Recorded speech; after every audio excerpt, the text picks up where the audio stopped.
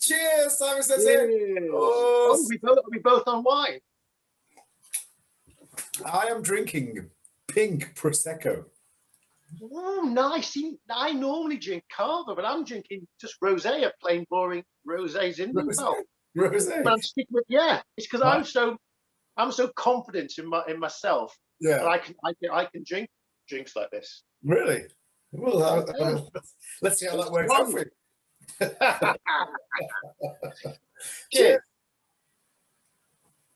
So I think this is what, number 12? Is this number 12? Yeah. Cool.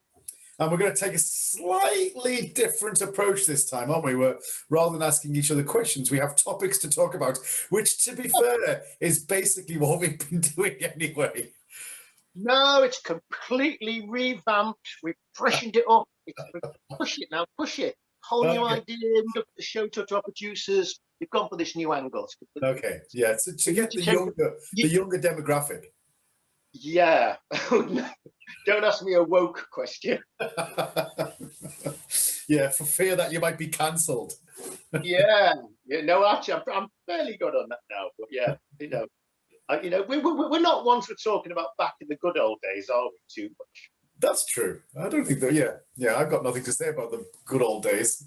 No, I often call the good old days the bad old days. Yeah. Okay, so who's going to start? Do you want to start? Yeah. Okay. So basically, this week I've had three lots of presents off me. One of whom is my daughter, but the rest of me friends. Why? Well, I thought, I actually went and checked on your Facebook to check when your birthday was. I was thinking, I'm sure no, it's not my birthday. Yeah, it's not my birthday, right? So I had gifts from Japan. I had gifts from my daughter.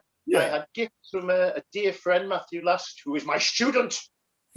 He sent me some cheese. No, it was very, very nice. But this is just a topic. What makes a good, so what is a sensei? What makes a good sensei? And what are the pitfalls of whole Japanese sensei idea? So you got presents from all these people because you're sensei? Well, or dad. Well, yeah, okay, well, forget about Phoebe, but from Matthew, who else did you get from? And Mark in Japan. Okay, because you're sensei. I think actually, to be honest, it's because we're friends. And Mark once sent me some Japanese sweets and another nice gift, a beautiful gift, which I'll post about another day. But that was mainly because I think we're friends and because I wrote that article about our Japan trip. I see. And then Matthew sent me some cheese because I said I like cheese and he's a friend. But it just got me. I tell you why it got me thinking. The whole you did a great article about senpai kopai, didn't you? Yeah. And that is again sort of works in Japan in its sort of good, bad, or horrible way, but doesn't really work over here generally. I mean, maybe it does a little bit with art. But again, I just think just the mere instead of saying you're a karate instructor, you're a sensei. I'm just trying to say, what makes a good sensei, and then what are the problems with all the whole sensei thing? Is that a good topic? Yeah. So I think you should never call yourself sensei. Well, that's the thing. I mean, we know that from Japan. You know, and I've always found it ironic. People who sort of seem to love Japan and be very Japanese don't know anything about it. So in Japan, you would never call yourself sensei, would you? And then when I was an English teacher, everyone called me Sensei Simon. Yeah. Because I taught English. But I mean, I never called myself Sensei Simon. Yeah. And that's why I find it funny when European people call themselves. I mean, nor would you call yourself Sam. No, of course not. No. Scott Sam. I was once in a party, and I was with a friend of mine who's Japanese. He'd actually been in Japan for quite a while, but he'd only just started to learn the language, and he said people were introducing themselves. It was kind of a formal thing, and he said "Watashi wa Paul-san desu," and everyone giggled. Oh, what a faux pas! Yeah, and they're like, "Oh, you don't call yourself San," and he's like, "Really? I thought everyone was called San." No, that's not what it means.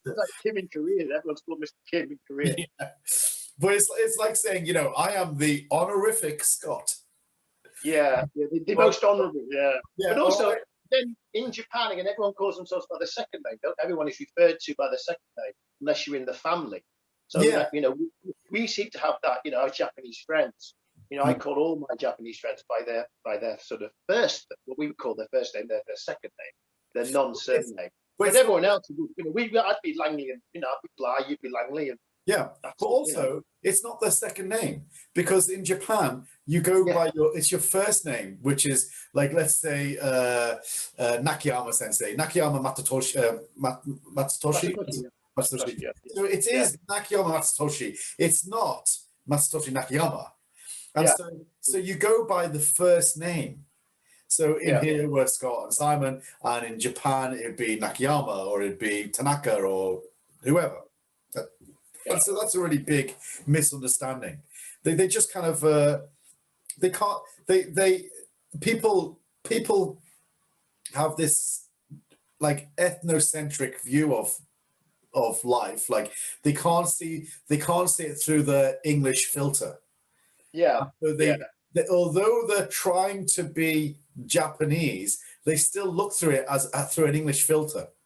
And so, like, the most important point about being kind of like Japanese is that you look from a Japanese filter, not an English filter. But that's so like it makes lots of mistakes. I think that's the thing. You did anthropology. But I've lived in Japan. But I mean, I just think. I mean, I grew up with very much of like sort of faux Orientalism. When I just kung fu, I looked anything Oriental. Yeah. I remember like when I was in the States, in Ohio, teaching HDKI Ohio. Over the road, there was the Buddha Kwai Taekwondo club, and it was like, I'm sure I've mentioned this before, but I mean, so it's just a bit like the whole. Once the word sensei comes up, it takes people who basically teach karate in a village hall, which is someone like me, no disrespect to them, suddenly doesn't become a karate instructor, becomes this sensei character. And often would have a badge saying sensei on the dogi, and they would actually refer to themselves as sensei. Yeah. And they'd get the students to call them sensei afterwards. Yeah. And I think, hey, that's a bad thing. and again, in Japan, people were much more likely, don't they? So do you remember we said at Yagi Sensei's place, dojo? But it was wonderful, wasn't it? Yeah. And I mean, all his family with it, and he was obviously the center of the community. And everyone respected him, but like he wore it very lightly, didn't he? And he was almost like a parish priest in the past, when parish priests were sort of marvelous or whatever. I think like to go back to your initial topic, which was what makes a good sensei. I think like if you look at it in the true meaning, like just simply means, well, sen is before, like previously, and sei is life. So it kind of refers to someone who's had a life before you, or like who's walked the path before you. But what's really super important, I think, about being a sensei is that is a continuous process. And most people who go, well, I'm sensei now, as if that's set. Yeah. And if you're set in the position, okay, so you're going through the path of karate and you get to sandan level, and you go, well, I'm sensei now, and this is who I am. And then your students are constantly getting closer and closer and closer and closer to you. And the longer you teach them, the less of a sensei you're going to be, because you're not moving forward either. And so what's the most important thing about being a sensei is that you are constantly moving forward, as are your students. And so if there is let's say a 10-year difference in walking the path from you and your students, because like, let's say take sandan, to get sandan, like that's classic junior instructor, takes about 10 years. So say you start teaching students when you're a sandan, you've been training for 10 years, you should always be 10 years ahead of them on that journey. Yeah. And the problem is that going along to your local, parish hall to teach karate, or going along to a full-time dojo and teaching karate, it makes no difference where it is. If you're not actually training and progressing and moving forward, you're no longer a sensei, because you're no longer moving along the path that your students are. Yeah, I think, sometimes, again, this was needs must to some extent, because in Japan, no one of Shodan or Nidan would dream of teaching karate, would they? No, no, You not at know, all. and in Sandan they may assist generally, Yeah, or you may be sent somewhere. You know, so it's a yeah, different. But also, you know, when karate exploded onto here, suddenly, you know, they you know, I mean, I remember like in my club, Leo was a shodan, but quite often, like when it was so busy, he, you know, like purple belts would teach you yeah, because it was. But I mean, I think the trouble is, you know, some people are sensei haven't actually gone before their students, or maybe they're like a week ahead. yeah, yeah, yeah, absolutely. Yeah. Yeah, So I think if you're doing that, then you're always comfortable in, if you're constantly progressing, and like that training changes as you get older, right? Because you're not doing like the athletic high number of reps that you do in your teens, 20s, even 30s. But you know that's constantly changing, and therefore as you progress through your training, you then showing your students, oh well, this is how you should be training in your 50s and 60s and 70s and 80s. yeah, So you're still being that sensei, you're still yeah, progressing and showing direction. But I think when you do that, you're never insecure about your position. Whereas yeah. if you stop progressing and you try to maintain some level of status quo of this is where I am, then inevitably you're just going to get more and more insecure as your students get slowly edge closer to you, and so you're going to become more demanding. You must call me sensei. You must and you just get more insecure driven kind of demands of calling you sensei. Yeah, I think like there's a moral obligation as a karate coach, instructor, sensei, member of a community to look after your students Yeah, and to, you know, to have that almost pastoral role for them. I think it's a great responsibility. I think, you know, I think a good sensei is generally loved, and he's, you know, he or she needs to be wise. But also, I think, as you know, the main thing is, I mean, I know you're with me on that. I want my students to be better than me. yeah, yeah, And that's, I mean, I often talk to my, you know, and say, you must be better than me, you know, do yeah, more than me, you know. And I think there is a section of senseis who actively don't want that. yeah, yeah. I think that's just the common trait of all mankind, right? Yeah, Insecurity we driven, come back. but it's Yeah. it's Maybe, yeah, maybe just to end it, there was a famous, there was a new guy came on the block from Okinawa, really, really good goju guy. Yeah, I'm not going to say his name. It's not Higawana Sensei. Dead good, dead. And he had a following for a while. And one of his, no, was not, he didn't say this, but one of his organizations in America said, so and so Sensei's coming to America again. He's on a round the world trip. People seem to give him lots and lots of presents, which is great. But you know, he doesn't really want any more bottles of whiskey and souvenirs from Arizona. So maybe, you know, this time when he comes, can you just give Sensei an envelope of money? Honestly, and I honestly looked at it and went, "That's a line being crossed, isn't it?" wow, yeah, You know. yeah, yeah. And Be there was a careful about, famous sensei from Japan who used to come over and demand face like expensive moisturizer and face care yeah, products, yeah, like really top end stuff. yeah, I remember the guy showing me, he sent me this list again. He said it's like 400 quid stuff. And you have to give it to him in a gift set. You know? And I said, well, why don't give it to him? yeah. Give him a voucher for boots. Should never ever bite the hand that feeds you. No, no, You've got no. to be very careful. Yeah, But again, that takes away this idea of this, you know, honourable sensei is mm, like can be just a way to rip people off. yeah, You know, yeah. Okay, well, I think we've got that to bed. sorted that out. There you go. Okay, so here's one for you. Okay. Like I mentioned this last week when I was teaching with Guy and Murad and Felipe and Alex, and I referenced you and said Yes. that you know, Shotokan is one of the most catalogued of Is all. the most. Oh, is the most. Okay, sorry, I misquoted you then. Yeah. So yeah, well, go on. What's your quote? Okay, Shotokan karate is the most catalogue style of karate in the world, Yeah, and and possibly most catalogue style of martial art. yeah, I was going to say probably martial art, right? So Yeah. my topic of debate is: do you think this is the biggest help or aid to karate, Shotokan karate, or the biggest hindrance? And I'll tell you why I think possibly a hindrance, because if it's catalogued, it can be studied academically. memorized, learned, which is possibly the antithesis of what karate should be, which is a physical intelligence rather than a conceptual, logical intelligence. Yes. Well, I kind of imagine Christianity without the Bible, Islam without the Holy Quran, you know. And so this happened in Buddhism. Then there's very much like there's the whole Dharma, which is these millions of texts in Pali, Sanskrit, Chinese, Tibetan, you know, which are thousands of them, and people catalog them and study them. But you know, from my point of view, as someone who's very interested in Buddhism, I mean, I don't think they're relevant, you know, especially in Zen. It's just, you know, I think Zen's far better off without, you know, without worrying too much about text.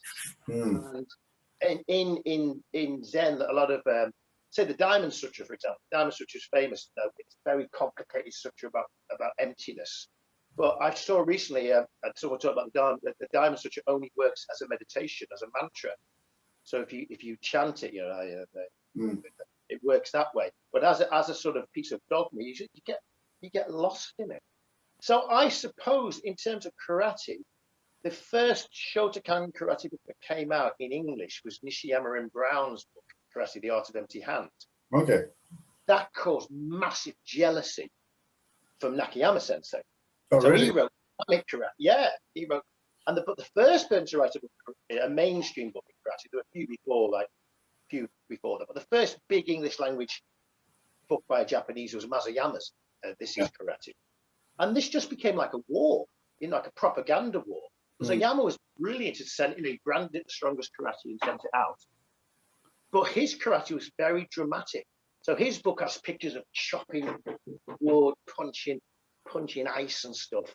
And then, you know, Nakayama and Nishiyama, they bring out a technical manual.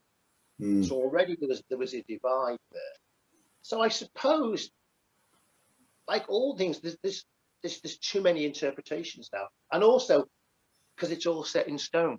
Yeah, it's the problem, you know, because and all still pictures.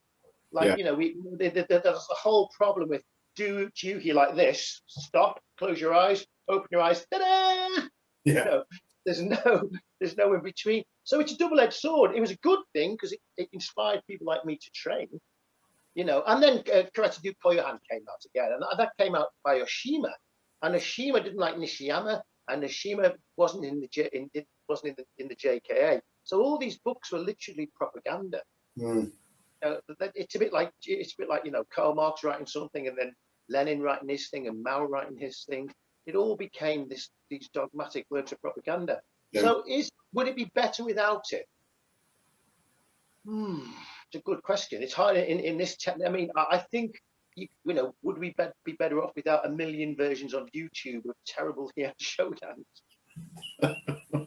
You know, like less is more sometimes. I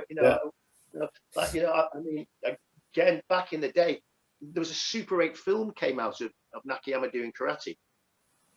It's still available now in black and white. And like Steve Cattle told me, they all clubbed together because it cost like 80 quid. And it lasted 8 minutes. Okay. You know, and I think Terry O'Neill learned Unsu from it, from like a Super 8 tape. But I mean, the one that they're in black and white and they're outside. Yeah, outside because they have no light. Yeah. And you know, they all look like brown belts, don't they? Yeah. No. So, but I mean, the trouble is, you know, they became precious. So the first time I saw full contact karate, I saw Benny Ukide do a fight, and it was a 1 minute clip on ITV World of Sport, full contact karate, and he did a backflip in the end when he knocked this guy out, and it's embedded in my mind because I only saw it once. Yeah. So in a way, you know, there was something about that realness, and probably when people heard the gospel for the first time, before it was read. Yeah, you know, or the Bible was in Latin, nobody could read it, but millions around the world were Christians. So because the trouble is, everyone has a reference, and the reference is either set in stone or not very good. Yeah.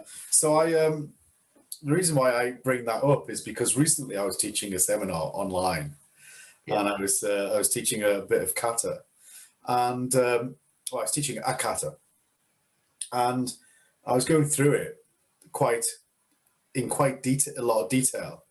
Yeah. And I noticed one guy who I initially thought he was taking notes, which I Yeah. thought, well, that's nice. Yeah, because obviously I'm teaching through Zoom, and so Yeah. you Yeah. see I people, do that on Zoom sometimes. yeah, Yeah. you can see people take it, in the front rooms or in the wherever the training, and he's there with like pages, and I thought, oh, he's taking notes, and then I realized he wasn't taking notes. He was looking at a book.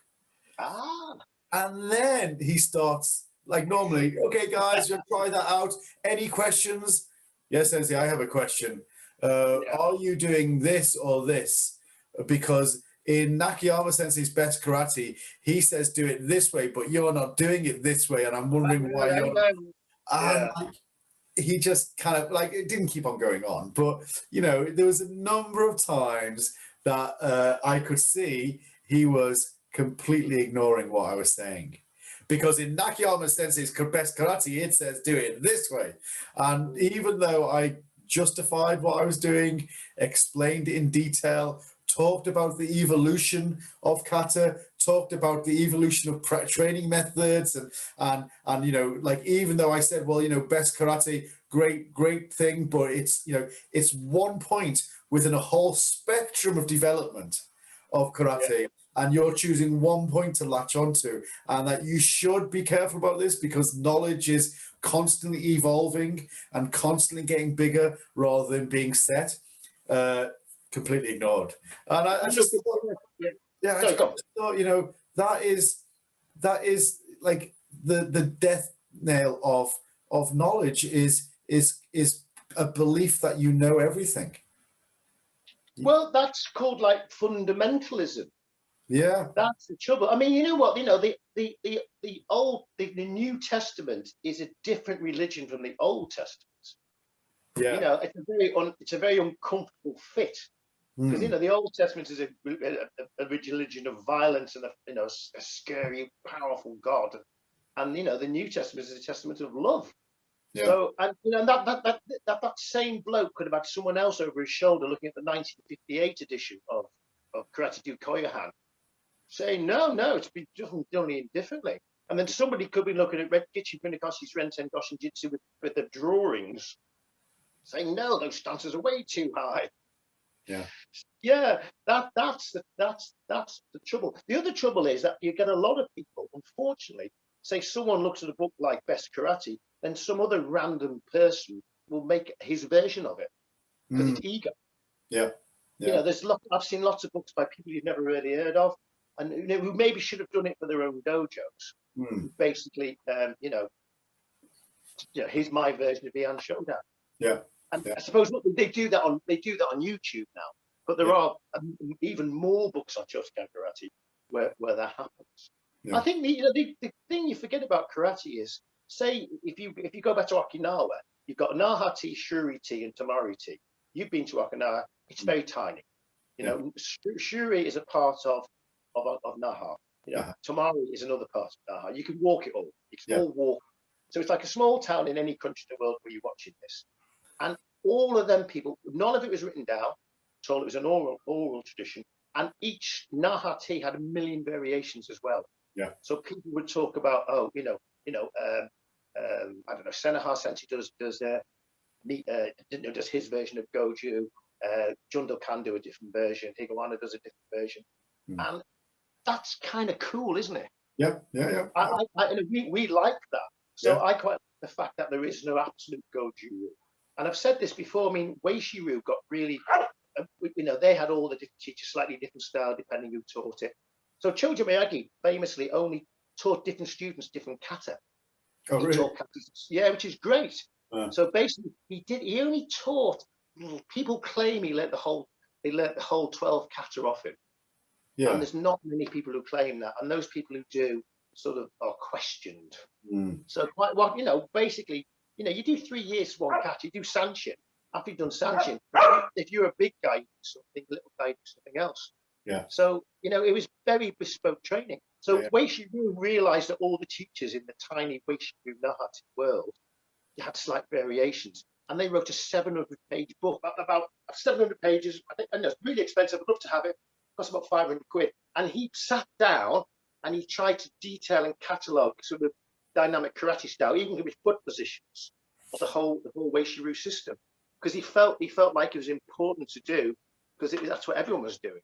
So Higawara Sensei wrote the first book on Jundokan Gojuru, and then the in Tokyo, and then the Jundokan guys in Okinawa got really fed up. They did their own book, which is slightly different from his book. So like it's like ego to some extent. So, it's well, we're not one for banning books, are we? No. But I think we less is more. And I remember, like, in Wado, there were very few Wado books. I remember because I used to go and look at books in Smith's. I think it's why I got into Shotokan, because the books were there. Or it could have been Kokushinkai or Shotokan, because they had the books. Wado's got hardly any books. There's two books in English that I know, which I've got upstairs by a guy Ogiri, I think his name is, from Sweden. This Japanese guy lived in Sweden, really, really good. And he's got two really good Wado books. Suzuki Tatsuo wrote a book about Wado, which is really good, but not very technical. And then until recently, that was it. Yeah. Shirkakai and Shitaru had no books in the 70s. Well, Shirkakai had a few books like pamphlets. Shitaru had virtually none at all. So I think it's not so much the problem about the books, that the number of books and the quality of books. It's the fact that people take it as gospel. That's the problem. Yeah. And also because you've got look that, do it like that. Yeah. And also in every book, there's always mistakes. Yeah. There's two mistakes in best karate. Yeah, there are. Yeah, that's right. Yeah, so that's the trouble. But I mean, people we talked about like dogma. I'm sure I've said this before in another one. There's a guy called Ajahn Chan, which is a great Thai meditation teacher. He's dead now. He has the forest meditation trees, and he tells a great story about this American academic coming to meet him and to talk about all the sutras stuff, the Pali Canon. And he talked about that, and he asked him questions, and he looks at this woman and goes, "I don't know, I've never read them." and then he says to her, he says, do you meditate? And she goes, "No." And he goes, "Oh, okay, yeah, you don't know anything about Buddhism." Yeah. Because he's a meditation teacher and meditates, and he doesn't read all the books. Yeah. And, I think it's great being an armchair karate person. Yeah. And I've always been an armchair karate person. I mean, I used to love the magazines coming and stuff, and devour them and read them all. But maybe it was good there wasn't YouTube then, because there was nothing else to do apart from going to train. Once you've read your magazine, you'd read it again. Yeah. Yeah, so it's a double-edged sword. I mean, it's a bit like everyone's got an opinion now as well. There's like how many times people say to me, they ask about, I want to learn Yan Sandan, in lockdown, what can you do? And I'll always send them a clip, a clip that we good. But normally they often find completely wrong clip to start off with. Yeah. And I think I posted one time to our group, please don't use this clip from 1972. We don't do it like that anymore. All the ones you can pick don't do this one. You can tell a student 100 times how to do it correctly, but if they hear just once how to do it badly, they'll remember it forever. Yeah. Well, it's a bit like when we go to Japan sometimes. Remember one year we went to Japan and everybody's got obsessed with the ideas of the masters in Japan. Yeah. It actually became slightly annoying because they were all great people. But it's just I know not all. I remember looking at them going, "You're all lovely, but stop it." Okay, let's move on before we say too much. All right. Well, you know what? I always like to say a little. Okay. How important is letting go in karate and indeed life? Maybe that follows on that last question. Letting go. We've been sitting with Rick Jackson now for years, and it's one of the most single best things I've ever done. In lockdown, and I'm in it. I've just reread his interview in Rising Arts, which is great. Okay. Yeah, maybe I'll share it to the group. It's very good. But this idea, he talks about letting go a lot, doesn't he? Yeah, I think all of that is in karate, in technique, in your attitude, in everything. I think, you know, karate, I think karate is a great teacher of well, it's not even teaching you, it forces you to let go. Well, done correctly, it forces you to let go. And I see a lot of people fighting against it. I'd certainly do that, It's, yeah, I mean, it's futile in many ways, but like ultimately, you know, karate, like everything that you initially identify with karate, which is, you know, nice form and strength and speed and power, and, you know, medals and kind of grading, you know, kind of being graded and stuff like that. As time goes on, kind of with increasing regularity, those things go. And so I think it's just, I think it's just karate is a great way of forcing you to let go of any sense of youthful springiness or any sense of looking forward to a next competition, because sooner or later you either stop competing or you continue to compete but stop winning. You know, it stops you looking forward to kind of getting your next downgrade, because, you know, you get to a point where you're never going to grade again, or you grade with decades in between. So I think on a very real way, it forces you to let go of everything that you probably fell in love with in terms of karate. Yeah, but also I think in that feeling, you know, this feeling is, you know, it's more, you know, like Rick, it's like Rick's this, but also this, you know, how often do you see people like this? You know, let it go. Yeah. I mean, I think, you know, that was a big lesson for me for many years. Yeah. My whole image of karate was like, you know, being strong, making everything solid. You know, solid was a big word. Solid. You know, rather than projecting and stuff. Yeah. So, you know, over the few years, I think I've learned more from, you know. Yeah, I mean, I think Rick obviously takes that onto a whole different level, like a fantastic level. But I do think that if you learn that lesson really quickly, your karate gets better and better and better. And arguably the form gets better and better, because you're no longer doing the form superficially. You're doing it kind of much more intently.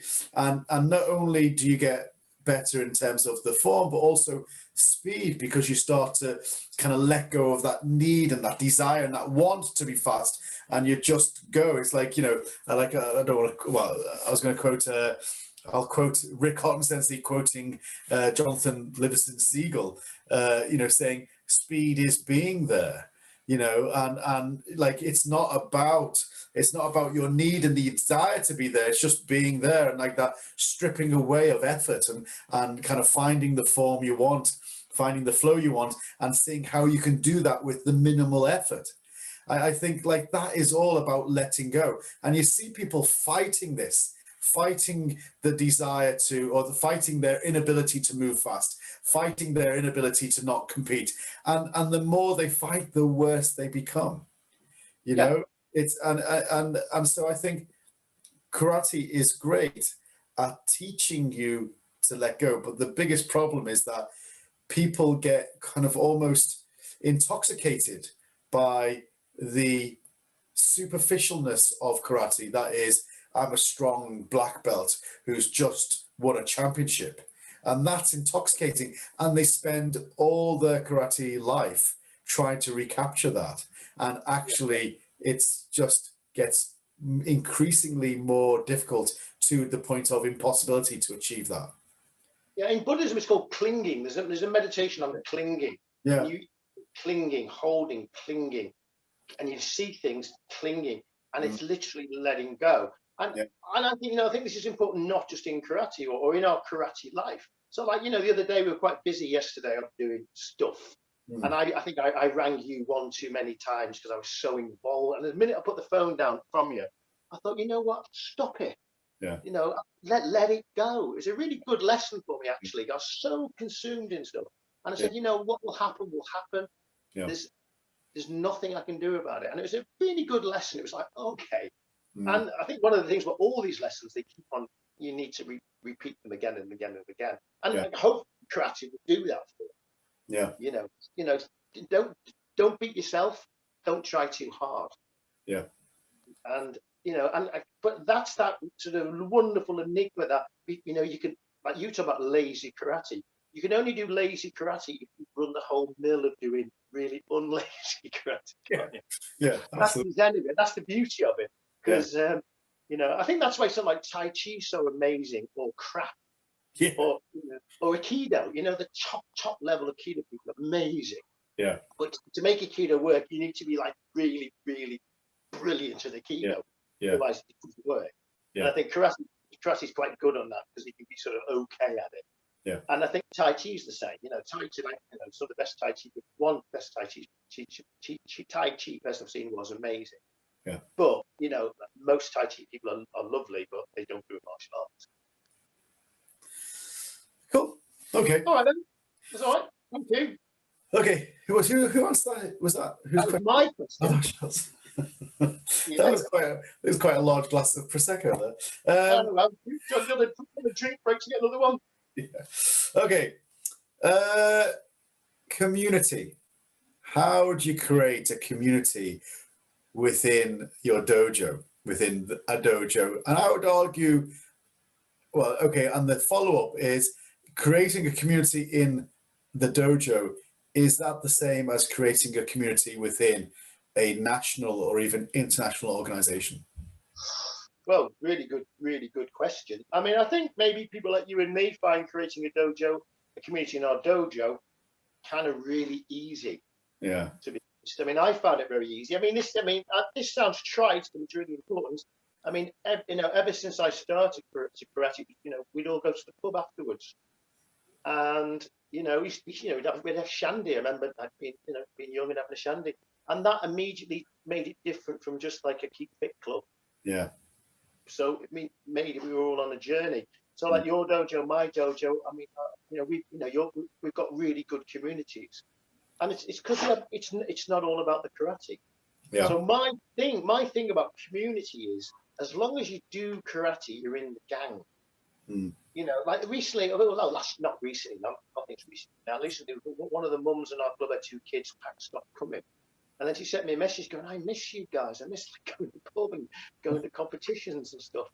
And I know, and I said, oh, well, your kids need to come back then. Because I said, you can't come. You can't have a random person come in to sit with us. So I suppose for me, again, I keep on coming back to religion, and I don't like religion particularly, but it's like a church. As long as people train in my dojo, that they're in the gang. And if they're in the gang, they're in the gang, and I'll do everything I can to help them, look after them. And that involves Christmas parties, kids' parties, going to the pub, going for a run with me, being my friend. Yeah. And buying into it. So I find that very easy, and I think you find that very easy. And that makes our dojos fantastic and not miserable. Yeah. And not just businesses. So I think it's about I was going to say it's about kind of being a bit extroverted, I guess. That's why we find it easy, because we find it easy to project our energy. And in fact, we get energy from being within a group of people. We're energy vampires, yeah. Yeah. So the bigger group we are, the more energetic we become, sometimes to our slight embarrassment. But yeah. Yeah. I wouldn't want to teach karate, go somewhere, teach karate, get the car and drive over again. Yeah.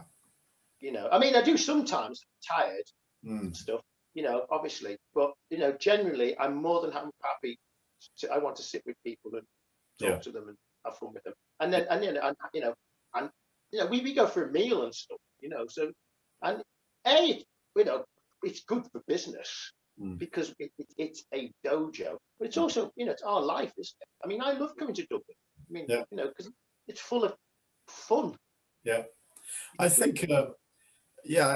I think I've just taught this weekend seminar for a group in Quebec in Canada, and it was to teach karate on Zoom is difficult. To teach karate on Zoom, and then everything that you've said then has to be translated to French, is that greater difficulty. Yeah. To then also, they wanted a couple of very specific things. They wanted teaching. Really? Yeah, which is fine. which is fine. But you know, one of them actually, it was Chinte, Kata Chinte, and also Tai Sabaki. And so teaching Tai Sabaki via Zoom without a partner. Now, like, I did it. Yeah, I did it. And they were all apparently very happy. And like there's in excess of 200 people on the weekend. And I got good reports. Sorry? I got good reports. Okay. Yeah, so you know, I did it and it was great. But like what it was is not really what I taught.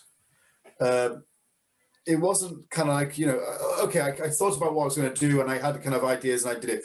But the projection of energy that you need for that, it was immense, really. I mean, like I'm fairly drained now after Friday, Saturday, Sunday of doing that. But like I was, you know, it was quite a lot of projection of energy, which is fine because that's my job, and also that's why we have a good community, because we're willing to project that energy, whether it be within a dojo environment, within a crowded Christmas party environment, within a Zoom environment. We're willing to kind of project that energy to the group and make them feel part of this community that you're drawing them in. And so I think like the subsequent question of what was like, you know, national and international organization, how do you create a community?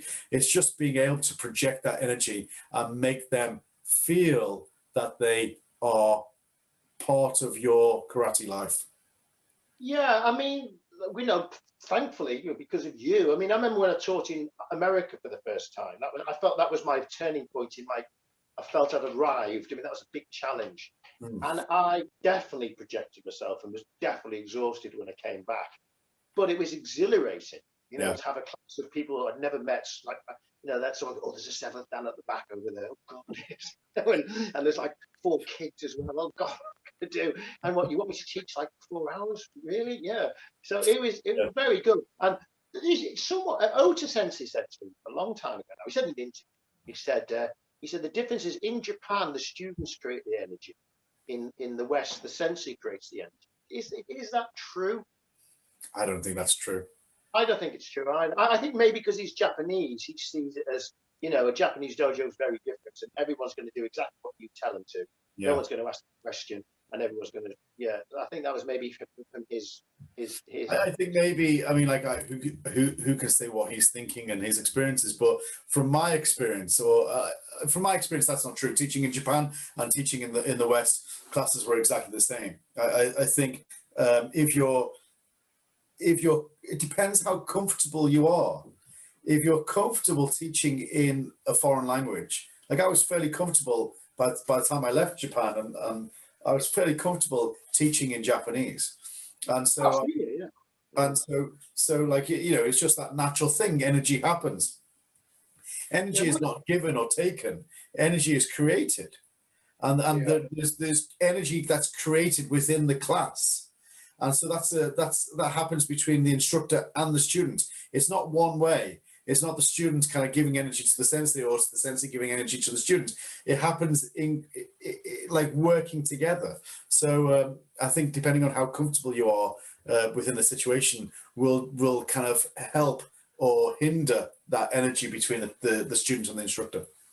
I think also there were two things. One thing, you need to be present in the room. You know, I mean, I run a nurture class, and I've got a new assistant coming tomorrow. And the first thing I'm going to say to him is, you need to be present in the room. You know, this is very full on. You've got to be here now. It's really important. So I mean, you know, you and me, we've taught classes when I'm dying of flu, your legs falling off, like show business, the show must go on. You're in the zone, you're in the moment. I think it's really important. And also, we have no expectations of people thinking of your sensei. So, you know, I've seen a number of people walk in the room and so sensei, and then teach dull, bland class and expect people to worship them like living gods. You know, and I suppose we've been around the block long enough to know. God. You know, and I think that's kind of okay again if you've got a small dojo somewhere. But if you're doing an international course and turn up somewhere, you know, and you know, openly kind of disparage the people in front of you, and expect them to worship like a living God. That's not a good sensei, is it? You know? No. Okay, come on, let's move on. One more, Oh, one for the road. Should we have? okay, yeah. Well, this kind of, yeah, this fits in. It's about confidence. It's about confidence and not being a one-man band. So in world karate as it stands at the moment, there are the monolithic karate organizations who are insular, train with themselves, generally only only their instructors teach only for their students, and everything costs money. Yeah. Then there are the one-man bands. So it's always men, unfortunately, and the one-man band is all about them, and they don't really let anyone else in. What I'm very proud about of what HDKI are doing, like last weekend, was it last weekend before last? You know, we had 5 instructors all teaching together as a meritocracy. Or maybe association didn't matter; they were all good at karate. And what I wanted to say is, what are the pitfalls of being a one-man band karate organization, and why don't more senior instructors have more confidence to train across the board with good karate? I mean, why? Why don't people have confidence to work and cooperate with other people? Insecurity, and maybe insecurity, and maybe insecurity. Could possibly be insecurity. This is a short one, isn't it? Yeah, but yeah, I suppose maybe that's the wrong question. Maybe that's the simple answer, isn't it? Because also, you know, people aren't allowed to train with other people or to get other people on it, are they? As well. Yeah, I mean, I think the thing is that, it's very easy for us to criticize other groups when I'm not criticizing; it's an observation. Yeah, I know, but or make that observation that okay, let's just say criticism for fair enough. My sake. It's very easy to criticize another group when you judge yourself based on your own strengths. So it's a very short answer to your question, to you, like the topic, but I'll take it a bit further. So why do people not allow their students to train with anyone else, and why do they only teach alone? Insecurity. But like the reason why we point that out is because, you know, we're not particularly insecure, so we don't do that. And why we're doing that is because we're judging and comparing. Maybe not judging, but maybe comparing is a better word. We're comparing ourselves to others based on our strengths. And that's also a really big mistake to have.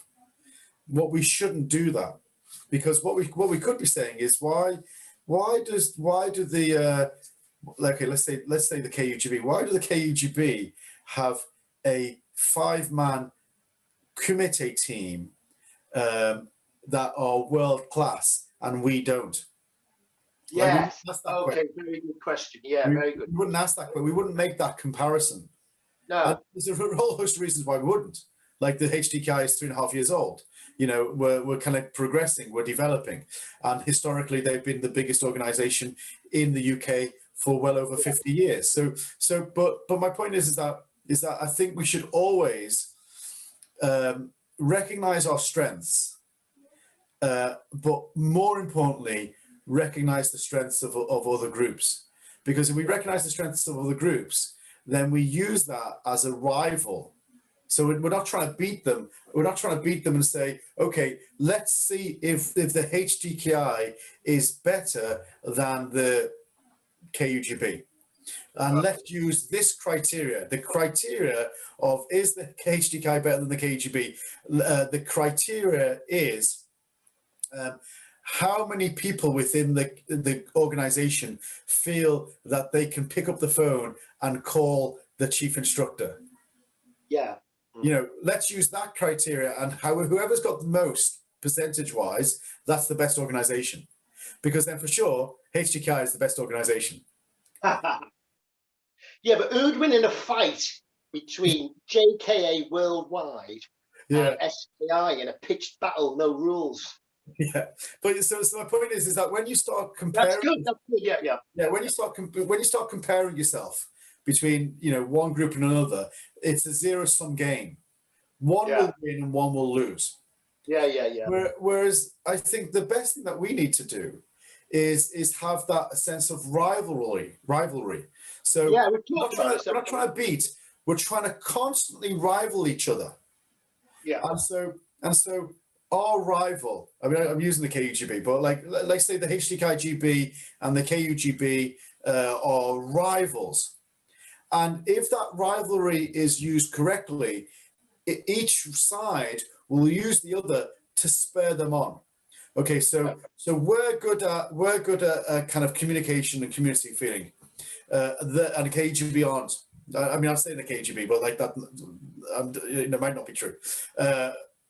And so the KGB suddenly decide that they need a better policy about kind of communication, and they implement that, and all of a sudden they're better. And then all of a sudden we're looking at the KGB and go, okay, well their squad training is better than ours. It's regional, it's national, it's blah blah blah. Okay, we need to do something else. So we implement changes, and that brings us up. And constantly the rivals are forcing themselves forward. Now, Yes. I think for me and for the HDKI, that's what we've always done. Now we might not necessarily use the same rivals, but we'll look at an organization, we'll go, right, why are, you know, the XYZ or association doing well? They're doing well because of ABC. Okay, let's try to rival them in ABC, and we get to as good as them. And then they're no longer rivals. They've suited their purpose. Okay, who else? Oh, the PQV organization over there, they're really good at DEF. Okay, let's see if we can get DEF as good. And then all of a sudden their rivals are no good. They're no good at rivals. And we're constantly searching for rivals of organizations that are better than us. And we're trying to rival them. As in, we're trying to get as good as them, if not better, at their strength. And if we do it that way, which is mostly what we do, then we'll only get better and better. It's almost like the Camelot idea of JK in the 1970s. You know, when they had the instructors court, like the Hornet's Nest, they had all those wonderful characters there. I think all of us are in love. I'm certainly in love with that era, where Shotokan was so sparkly, you know. And then what Rick Jackson said when he was, you know, he did some goju with Yamaguchi when he was in Japan, and he loved it. But then he said he couldn't escape the JKA because the quality, because they had professional instructors, and the training was every day, and the training was so intense.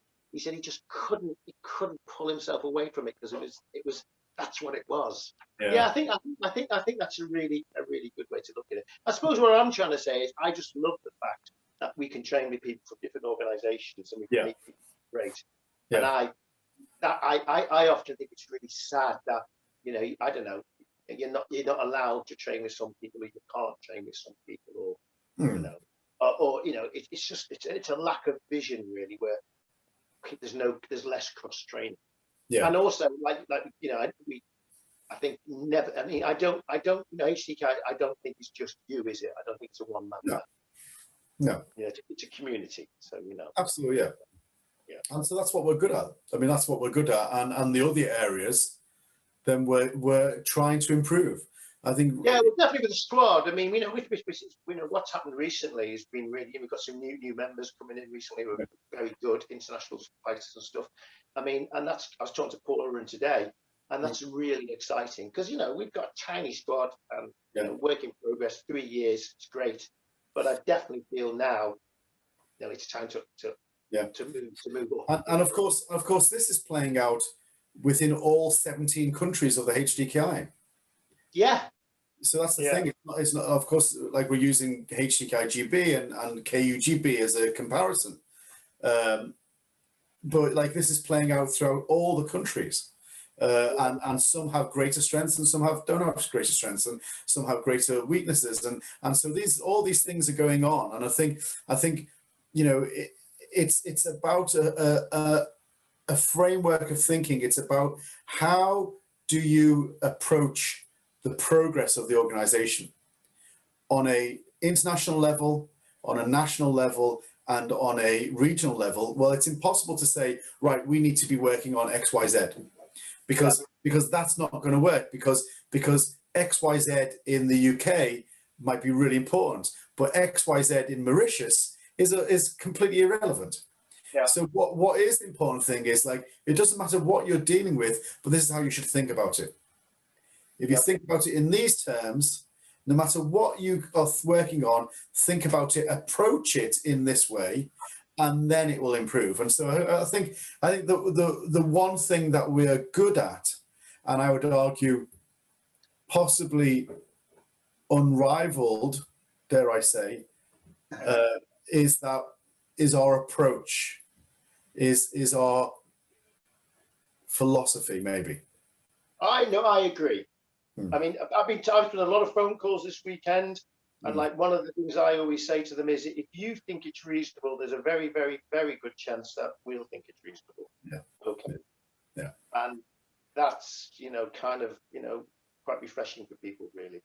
Yeah. And most of our answers are yes. I mean, at work, I never say no.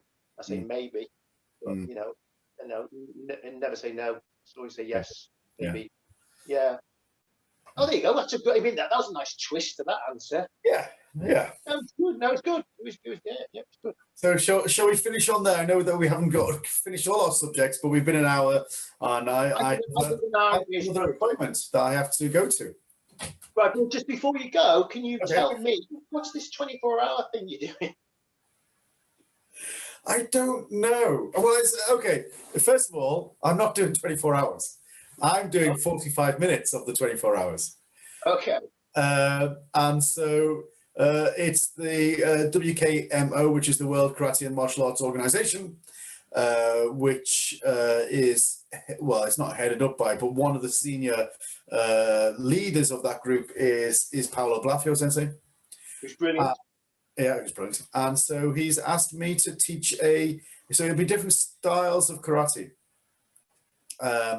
And he's asked me to teach, obviously, a Shotokan element of it. And so I'm doing it the week after next, I think. And so a full schedule will be published, I think, tomorrow. Right.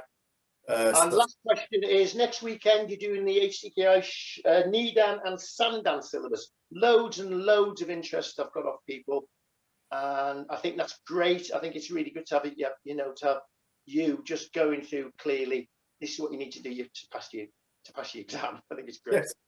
Yeah, I'll be talking about how to go from what as examiners we are looking for, going from Shodan to Nidan, Nidan to Sandan, and showing that kind of transition, and how we use the grading syllabus as a vehicle for that kind of ability to observe the change, basically. So basically, you go for Shodan, speed and power, Nidan, more speed and power, Sandan, more and more speed and power, and more and more and more speed and power. Is that right? Well, if it was, it would be a very short seminar. All right then. Sorry, it is mine in the chat. Yes, that's next Saturday. Yeah. Okay, yeah, I mean, that's great. I've got my students coming to that, loads of students across the HDKI coming to that, and really good initiative, really helpful. It means you don't need to look at a book. Yeah, absolutely, yeah. Oh, thank you. No, thank you. I think it's really. I mean, back in the day, it was always, you never quite knew what the hell was going on. It's really nice to have that help. Yeah. And I think also, luckily, it'll be like because of the Shodan grading syllabus course that we did a couple of weeks back. It'll be there on YouTube afterwards, so people can watch it with complete freedom anytime. Well, also, it's really important that Sandans don't look like Shodans and Nidans. It's kind of really what karate is all about, isn't it? Yeah, absolutely. Yeah. Cool. All right then. Shall we last cheers? I've got one little drop left. Well, I've got that left. Cheers. Bye. Cheers.